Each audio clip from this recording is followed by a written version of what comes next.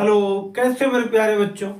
तो आज हम लोग बेटा कक्षा 10 की मैथ की एक्सरसाइज 5.2 सॉल्व करेंगे। और जैसा कि ना हमने तुमको इंट्रोडक्शन पार्ट में ये बताया था, अगर नहीं देखे होगे तो पीछे जा करके समांतर श्रेणी इंट्रोडक्शन को देख लेना।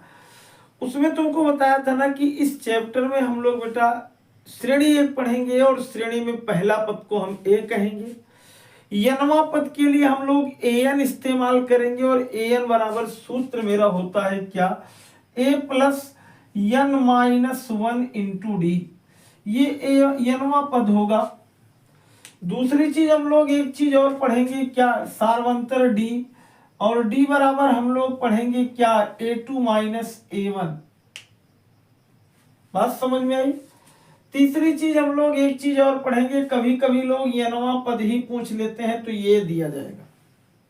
चलो, तो इन सब चीजों के लिए इंट्रोडक्शन वाला पार्ट देखना। बाकी यहाँ मैं तुमको हर क्वेश्चन को कैसे भरेंगे विधिवत समझाऊंगा। कोई ऐसा नहीं कि डायरेक्टली हम लोग उसको रख दें। यही नहीं, ये जरूरी नहीं कि यही मेरा क्वेश्चन तुम्हारे बोर्ड पेपर में या किसी बुक में आए। हो सकता है तुम लोग एनसीईआरटी के अलावा किसी और बुक को पढ़ रहे हो, तो उससे भी देखो कैसे हम लोग इन सब चीजों को निकालेंगे। चलो पहले में चलते हैं। देखो लिखा है a बराबर 7, लिखा है ना, दिख रहा है, दिख रहा है ना, कोई दिक्कत तो नहीं है। d बराबर 3 लिखा भैया मेरे, और n बराबर 8 लिखा है। मतलब ये n जितना है ना उतनवा पद निकालना है बेटा। इसका मतलब ये वाला फार्मूला an वाला, इसका मतलब कि तुम्हें a8 निकालना है। क्या निकालना है, a8 निकालना है। और A8 का मतलब होता है A प्लस 7D। बात सही है ना, बात सही है ना। कैसे, अरे भैया जब पहला पद होगा तो A होगा A1 बराबर, दूसरा पद होगा A2 बराबर A प्लस n की जगह 2 माइनस 1 इंटू डी, यानी 2 में से 1 गया D होगा। तीसरा पद होगा तो A प्लस हो जाएगा 2D। क्यों सर, 3 माइनस 1 इंटू डी, 3 में से 1 गया 2D। तो देखो जितना पद होता था उससे एक कम डी लगाया जाता था। तो अगर मेरा यहाँ 8वां पद है तो 8वां पद का मतलब ये हो गया बेटा, 8वां पद का मतलब ये हो गया कि A8 बराबर A प्लस 7D। तो A मेरा क्या है, A मेरा है 7, A मेरा है 7। बात समझ में। और प्लस 7 इंटू डी का मान मेरा है 3, तो 7 त्रिक 21, और 21 और प्लस ये आगे वाला 7 यानी हो जाएगा 28। यानी इस पहले वाले ऑप्शन में हम लोग क्या भरेंगे बेटा, 28। ये आ गया ना, आया समझ में कि नहीं आया, आया ना। तो अब हम लोग बेटा इसके दूसरे वाले क्वेश्चन पे चलते हैं। देखो बेटा ए दिया है, डी दिया है, एन दिया है और एन दिया है। कितना आसान सवाल है। देखो अगर किसी श्रेणी में 10 पद होते हैं तो इसका मतलब कि A10 हो गया, और A10 बराबर फार्मूला होता है A प्लस कितना, A प्लस कितना 9D। बात सही है। अब A10 का मान बेटा कितना दिया है, 0, इसका मतलब ये हो गया 0, और A का मान हो गया -18, और धन कितना हो गया 9D। समझ में आई बात।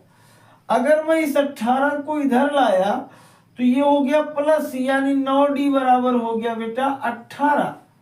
ये D के साथ 9 गुणे में था, इधर गया तो यहां हो गया D बराबर कितना, D बराबर कितना हो गया, D बराबर हो गया 18/9, यानी 9 दूनी 18, यानी यहां भरा जाएगा 2।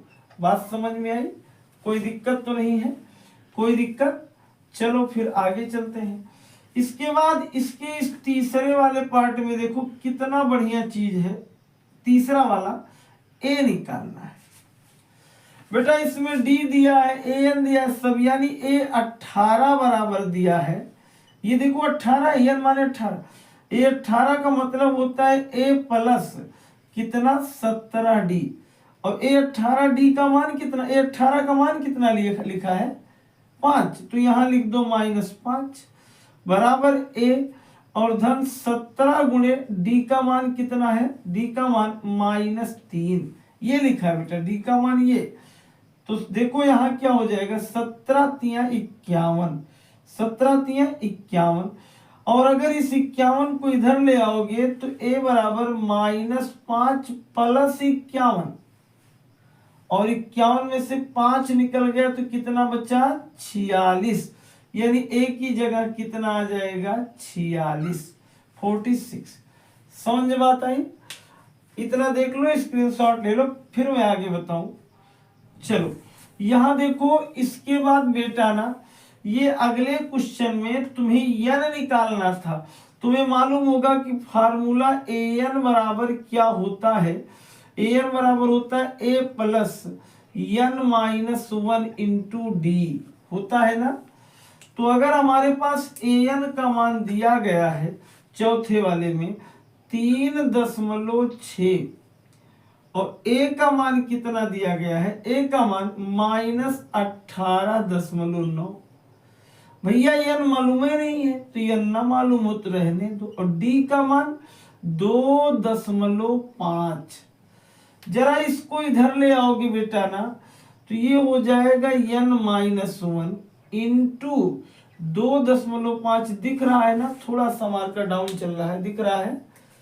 और फिर यहाँ देखो, मैं थोड़ा सा तुमको ऐसे समझा देता हूं कि अगर मैं इन दोनों को जोड़ूंगा तो 9 6 मेरा हो जाएगा 15 के 5, और 8 3 11, और 1 हासिल 12 के 2, और 1 1 2।